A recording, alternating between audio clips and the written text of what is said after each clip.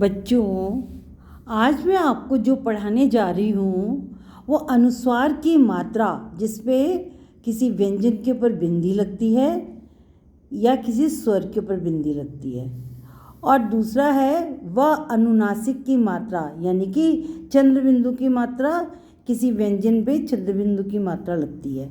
ठीक है, अ की मात्रा या चंद्रबिंदु की मात्रा या अनुनासिक की मात्रा, ये सब एक ही हैं। तो मैं आपको दोनों में मैं आपको अंतर सिखा रही हूँ शब्द व वाक्य के माध्यम से। सबसे पहले मैं आपको ये चार्ट दिखाना चाहूँगी।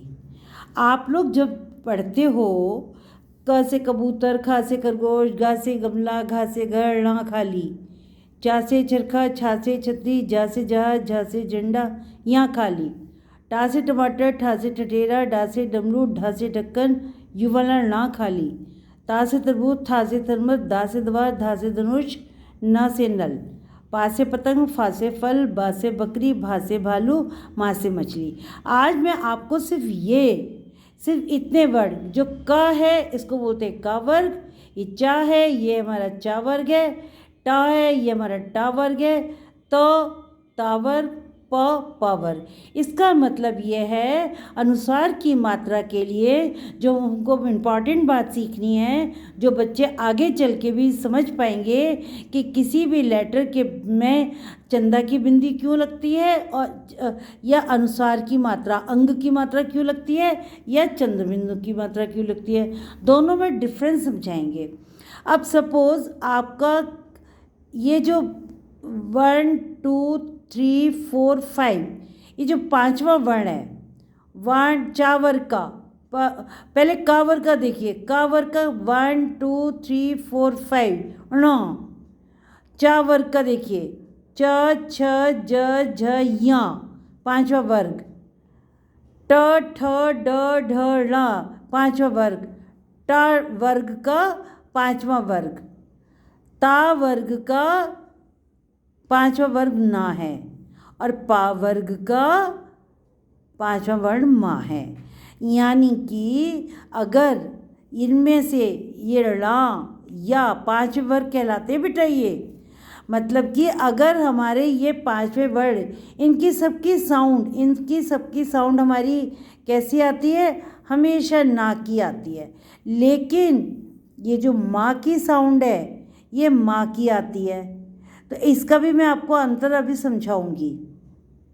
अब आप एक चीज़ देखिए, अभी मैं आपको शब्द और वाक्य के माध्यम से दोनों का अंतर सिखाऊंगी। देखो ये पिक्चर देखो, पहले आप पिक्चर क्या है, ये सब बच्चे देख के क्या बोलेंगे, बंदर। अब आपने इसको बंदर, ब के ऊपर आपने अनुसार की मात्रा क्यों लगाई, क्या रीज़न है कि आपने बंदर के ऊपर और इसको ना बोल रहे हो, ये तो समझ में आ गया कि ये अंग की मात्रा, अनुस्वार की मात्रा है, लेकिन आपने इसको बंदर बोला क्यों, आपको मालूम है हमने क्यों बोला, क्योंकि इस ब व्यंजन में ऊपर जो मात्रा अनुस्वार की लगी है डॉट, इसका नेक्स्ट लेटर देखो आप, नेक्स्ट लेटर क्या है, द, नेक्स्ट लेटर क्या है, द। अब हम लोग द किस वर्ग में आता है पहले ये देखेंगे, द हमारा किस वर्ग में आता है, त वर्ग में आता है, त वर्ग में आता है, त थ द ध न, इसका पांचवा वर्ग क्या है, न। यानी कि बंदर में जो द है वो हमारे ता वर्ग में आता है, और इसका इसीलिए हमने ये ना लगाया है। ये हमारी कौन सी साउंड आएगी, न की, क्योंकि पांचवा जो अक्षर, जितने भी बेटे ये पांचवें अक्षर हैं, इन सब में साउंड ना की आएगी, माँ वाले में माँ की आएगी, वो भी मैं आपको समझाऊंगी कि माँ वाले में कैसे आती है। समझ में आ गया।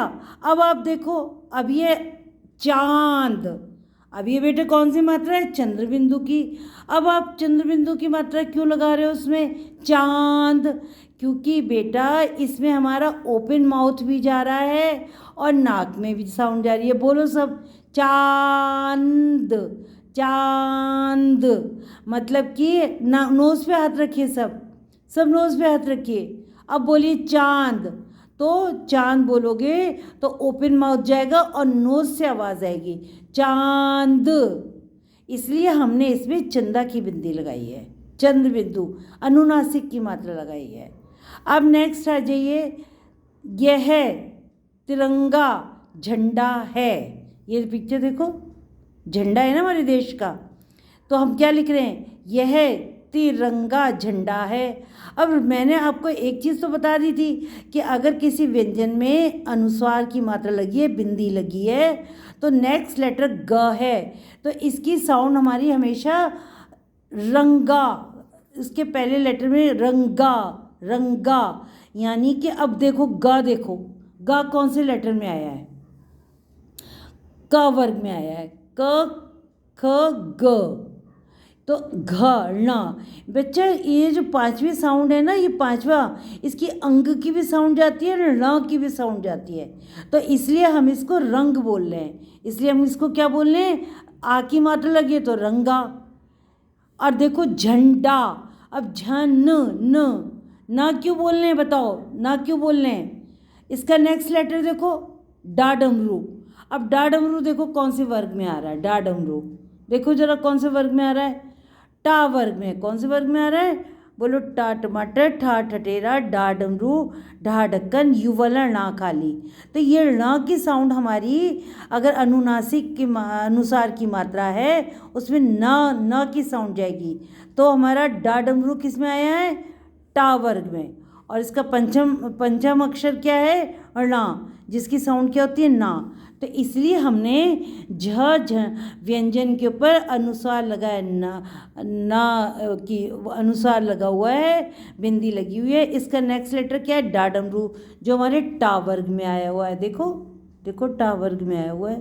और इसका पंचम वर्ण क्या है, णा, जिसकी ना साउंड आती है, तो हम बोलेंगे झंडा, यह तिरंगा झंडा है। आप अनुनासिक और अनुस्वार और अनुनासिक की मात्रा में डिफरेंस समझो, और मेरे जो बता रही हूँ उसको प्रैक्टिस करो। अब बोलो, अब ये एक पिक्चर देखो, ये क्या है, सब बच्चे फटाफट जल्दी से बोलेंगे 5। मैम ये तो 5 है, कैसे, क्यों 5 है, क्योंकि हमने कितनी मछलियाँ बनाई हैं, 1 1 2 3 4 5, हमने कितनी मछलियाँ बनाई हैं, हम इसे ऐसे बोल रहे हैं 5 मछलियाँ क्यों बोल रहे हैं, क्योंकि ये बहुवचन है, और बहुवचन में एक से ज़्यादा चीज़ें आती हैं 5। अब बेटा आप एक चीज़ नोटिस करो, ये क्योंकि प्लूरल में आता है ये 5, अब आप 5 बोल के देखो, सब बोलो, पा, ओपन माउथ जा रहा है और नाक में जा रही है साउंड, नोज़ पकड़ो 5, नाक से साउंड जा रही है, ओपन माउथ हो रहा है। देखिए अनुस्वार में हम लोग इस चार्ट का ध्यान रखते हैं, कावर का, चावर का, टावर का, इसके अनुसार जो पंचम वर्ण हैं, पंचम वर्ण की मात्राएं आती हैं, इसलिए हम इसको अनुसार की मात्रा बोलते हैं। ये हमारे सारी अनुसार की मात्राएं हैं, जिसके अंदर हमारी ना की साउंड आती है। माँ का भी बताती हूँ मैं अभी, माँ की साउंड आती है, ठीक है। अब बेटे हमने ये मछलियाँ क्यों लिखा, जब हमारा कोई प्लूरल वर्ड होगा, बहुवचन होगा, और एंड में या आएगा, या, तो बहुवचन में भी हम या में चंदा की बिंदी लगाते हैं। जैसे यह 5 मछलियाँ हैं, मछली है या मछलियाँ हैं बताओ, एक मछली है 5, प्लूरल हो गया ना बहुवचन, तो बहुवचन में भी अगर यहाँ आया है तो हम उसमें भी चंदा की बिंदी लगाते हैं। अब देखो एक शब्द मैं आपको दे रही हूँ, वस्तु कुछ भी हो सकता है, अगर इसका मुझे प्लूरल बनाना है तो मैं वस्तु ए लिखूँगी, ए से एड़ी में चंदा, मतलब कि अगर प्लूरल कोई वर्ड है या फिर ए, तो इसमें चंदा की बिंदी हमेशा आएगी प्लूरल वर्ड में, बहुवचन में। अब देखो एक पिक्चर और देखो, ये घंटी, मंदिर में क्या बजती है, घंटी, मम्मी रोज़ पूजा करती है घंटी बजाती है, तो देखो इधर घंटी बजती है। अब मैंने बोला घन, ना क्यों बोला, क्योंकि इसका जो नेक्स्ट लेटर है टा, वो देखो इसमें चेक करो कौन से वर्ग में आया है, टा हमारा टा वर्ग में आया है, टा। इसका पंचम अक्षर क्या है, टा ठ ड ढ ला, यानी कि इसके पंचम अक्षर की साउंड हमारी क्या जा रही है? न। इसलिए हमने इसमें क्या बोला? घंटी। बेटा हम घंटी ऐसे भी लिख सकते हैं, क्योंकि पंचम वर्ण हमारा णा है ना, तो हम घंटी ऐसे भी लिख सकते हैं। घ आधा ना, यू वाला ना, टी। फिर हम अनुसार नहीं लगाएंगे, ठीक है? फिर नहीं लगाएंगे। अगर अनुसार लगाना है तो हमको उसके नेक्स्ट लेटर देखना पड़ेगा कौन से वर्ग में आया है, उसकी साउंड ना। हम घंटी ऐसे भी लिख सकते हैं और घंटी ऐसे भी, लेकिन अगर ऐसे लिख रहे हैं, पंचम अक्षर का यूज़ कर रहे हैं, तो हम ऊपर अनुसार नहीं लगाएंगे, ठीक है? अब मैं आपको एक माँ से रिलेटेड एक शब्द और बता रही हूँ। माँ। चलो सब बच्चे बोलो,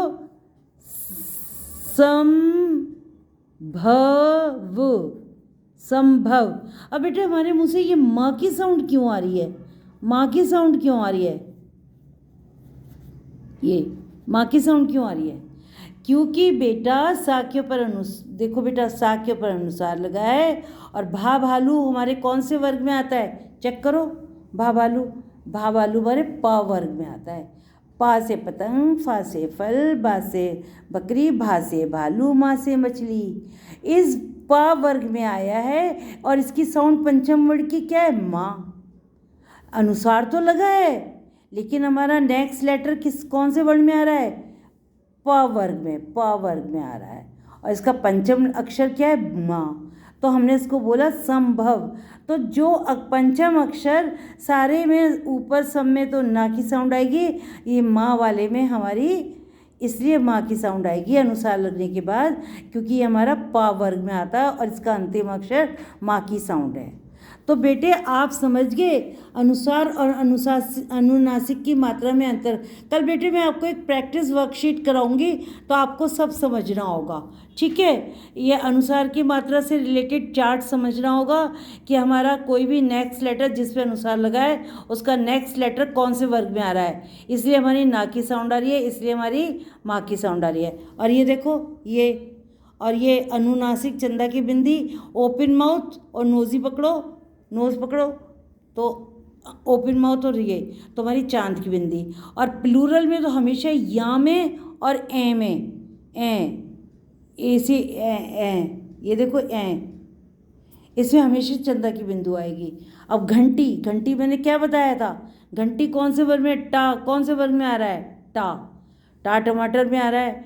देखो ट ठ ड ढ ला, तो हमने घंटी ऐसे भी लिख सकते हैं, आधा ला बनाकर, फिर हम अनुस्वार नहीं लगाएंगे, और घंटी हम ऐसे भी लिख सकते हैं। बच्चों आपको क्लियर है? तो लाइक कीजिए, सब्सक्राइब कीजिए बेटा। धन्यवाद।